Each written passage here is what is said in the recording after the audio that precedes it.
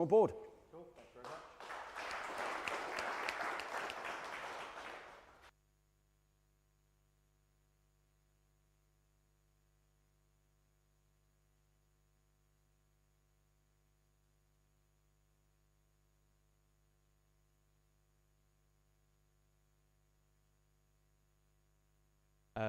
Oh, we working?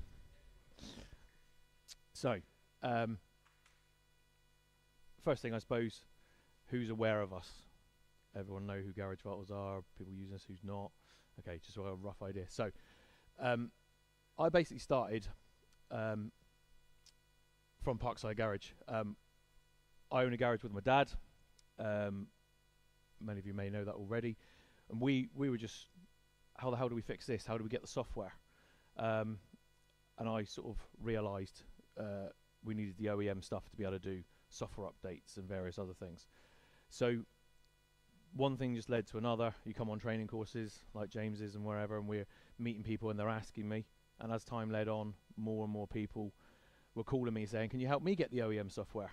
And it got to a point where I was like, I'm getting that many phone calls. I started another business, which was Garage Vitals. So this is actually in our new premises. So we just moved our whole garage site last year. So these are the new offices we've got set up. A couple of the guys in there. It's a bit of a mess at the minute because we just had 100 laptops delivered. So there's boxes and stuff everywhere. Sorry? No tools there, no. They're all downstairs. Yes, so we're really coming from the point of view of helping you guys get set up with the genuine equipment so that you can do the job in the proper manner. Predominantly, I'm not really interested in selling you the tool. If you want to buy Ford, for instance, I'll give you the link. You can buy the genuine interface direct from Ford in Germany, no problem. Really what we're doing is helping you get set up with an account so that you can use the genuine software, whether that's Ford or JLR or Mercedes, BMW, and be able to do it with an OEM login in your own name, in your garage's name. Obviously, you can all go on eBay and buy a hooky one, you know, a clone interface, clone software. Maybe it does or doesn't talk to the server. It probably gets cut off at some point because obviously they realize it's a hooky copy. So what we're doing is making sure that you can legitimately do it as a legitimate user in your own username. So these are my two guys in our Diag workshop. In fact, both of these, Tommy and Sam, master techs with James. I put a picture of them in because I said to them before I come, I said, I'm doing this talk, what's your biggest thing about OEM equipment? And both their answer was information. Information and the test plans, because the test plans contain information. So just some of the platforms we deal with. They're the big main ones, obviously the German ones. They're the most popular. Absolutely Otis Assist entry, and then followed by probably these, some of the less requested ones. Tesla Toolbox is getting asked for a bit more recently. Top bit of information, Steve mentioned ESI. I don't know if you're aware, if you've got an ESI master package, Bosch will actually pick up your tab. They'll pay for your Tesla Toolbox. So there's a bit of info, free of charge. And it's not through ESI, it's actually the Tesla thing. Obviously we get asked about other ones other than what's on there, but that's just the most common things we're asked about. So obviously, as time goes on, we're finding in our workshop, I mean, we're down in Cornwall, we're probably 5 years behind everybody else. But as time's going on, there's things that are getting more and more specific. Cars are they're being fussier, and you're needing to carry out the job exactly as the manufacturer wants, and fitting that second-hand part sometimes won't do it, or if it will, it needs to be coded, it needs to be, whether it's SCN coding on Mercedes, whether it's the correct part number but obviously configured incorrectly. You can obviously then pull that down from the server in Germany or wherever and code that. Obviously not all modules can be coded second-hand, that's the only caveat. As I say, information is king. Wiring diagrams, obviously you're going to get that directly from the manufacturer portal. Obviously, close your eyes. But some of them do actually include that within some of their test plans. Obviously, technical bulletins, and there is a thing about correct interface. I'll come back to that 2 seconds. This is ODIS. If you go on and you generate all the fault codes and it generates a test plan within ODIS, in this test plan menu, it will actually give you within the tool a route to follow to test the relevant components that a fault code has appeared for. I don't know if I'm saying that very clearly. Basically, when you code read a car in ODIS, you'll get a list of all the fault codes present in every module. ODIS will then, based on those fault codes, raise you a list of test plans that are written by an engineer in Germany that, based on those fault codes, some steps and information that you should go and check on that car. So I don't know how many of you have used a test plan on a genuine OEM tool. Yeah, quite a few nods. If you're not aware, all the manufacturers do it. That just happens to be an ODIS one. This is BMW. Again, if it generates a test plan, it might, this is a BMW version, take you into that, and without actually having to go into the separate information side of the system or in the website, ISTA itself, and ODIS does it as well, will give you a wiring diagram for the component in question within the software itself. So you wouldn't get that with an aftermarket tool. You're not going to get a wiring diagram on the screen based on the fault code and the test plan in the workflow that you're doing. BMW is actually probably one of the best for this. Functional descriptions. Sorry, it's a rubbish screenshot. I realised I left this out and I literally just shoehorned it in 5 minutes ago. BMW in this screen will give you functional description. Some of these things can be 4, 5, 6 pages long. James is nodding. BMW ISTA is the best platform for this, hands down. You might have a system you don't know a lot about. It will give you a complete list of every component in that system, what every component in that system does, why it does it, expected values, a whole host of information.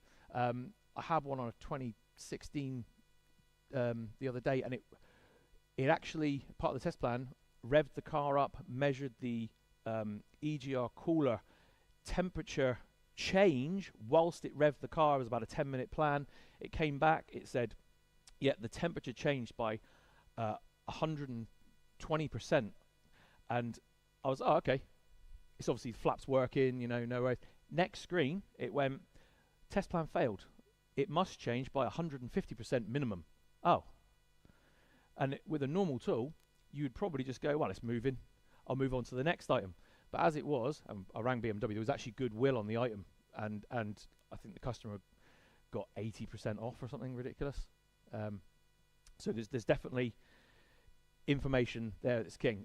Just going back to, as I said, with interfaces, does everyone understand the difference or between a genuine interface and using pass-through? Okay, because I get a lot of people confused by this pass-through situation, particularly with like the KTS. I get people saying, my KTS is supposed to be able to do pass-through. I can't program a Gen 3 rack on a Golf. And I'm like, well, yeah, ESI doesn't do it. A KTS will. And you need a KTS as pass-through mode with your ODIS platform to be able to achieve that. But unfortunately, probably when the Bosch reps are selling it, they're not being particularly clear. I know I've had to stand up and explain this in my Bosch car service, so in our regional meeting. Pass-through, not all pass-through devices are created equal. That's another bugbear. I've got 2 Autel interfaces. One will crash the Mercedes software, one works fine. I don't know. It's just the way it is. Tom Cockins, I don't know if you know him, in Somerset. Last week, he had a pass-through interface. He was on a Porsche, and it wouldn't, because you can't detect ignition on with a pass-through device, but there was no option to say, yes, it's on next, please. I had to lend him my Actia XS2, went straight in, did the job straight away. So no 2 pass-through devices. So my recommendation is always genuine interface. I've got some information about genuine interfaces in a second. So obviously with OEM tooling, there are certain AdBlue. I mean, transits are a nightmare for when the counter goes to 0 and the van won't start. At the minute, the only thing that will get that going is the FDRS. And even then, it's not easy. I'll be around and around and around the same process 5 or 6 times to be able to get where you need to be. Obviously, software updates, they can be problematic or troublesome if you don't know exactly where you're going, particularly with Otis. BMW's fairly straightforward. Ford's dead straightforward. JLR's dead straightforward. It depends on the brand. Obviously, a lot of it you won't be able to do immobilizer stuff. Secure gateway. There is SFD2 now, as everyone's probably in the Otis forum. It's kicking off about SFD2 on there at the moment. Everyone moaning. I think a lot of people moaning are because they're retrofitting tow bars and the such like. That's the people that are moaning. I've confirmed 100% with Independent Workshop for the 4 main brands, Bentley and Lamborghini this week. I've heard it from Independent Workshop. 100% we have SFD2. You won't have a problem if you're doing it genuine with Otis. Okay. Sorry, mate? Yeah.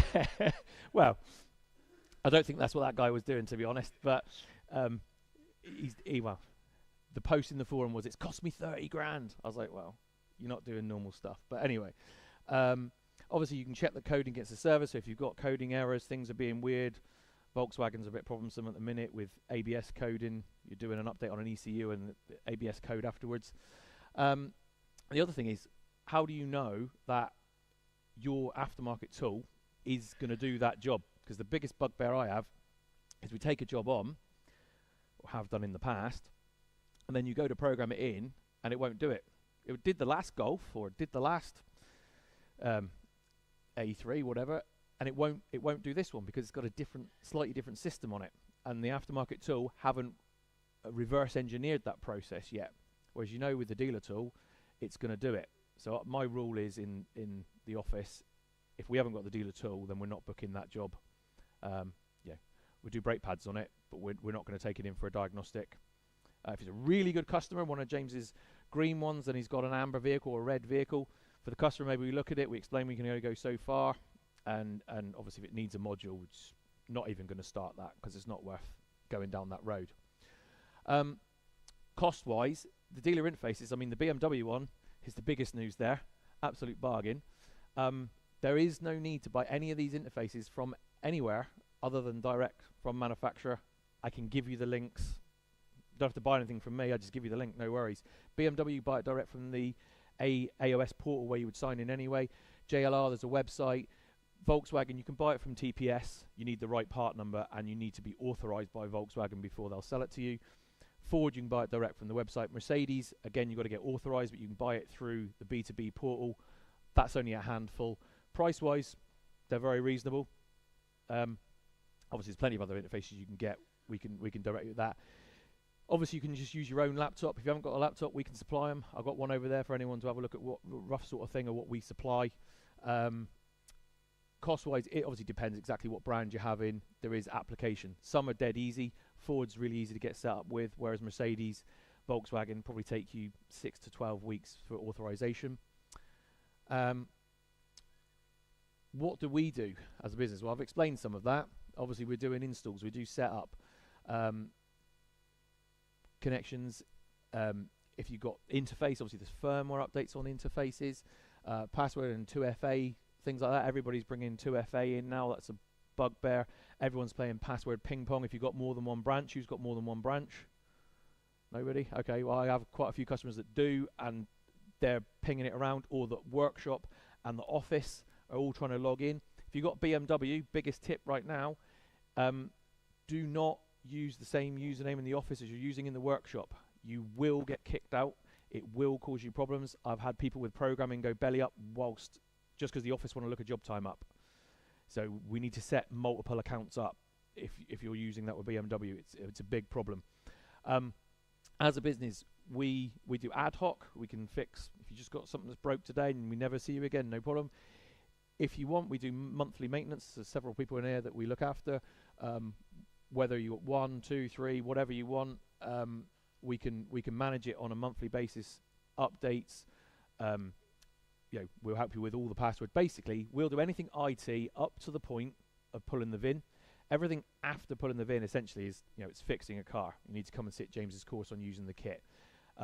If you just want directing it, look, where's the button for reset this, then we can give you a hand with that. But my guys in the office, they're IT guys. That's what we do.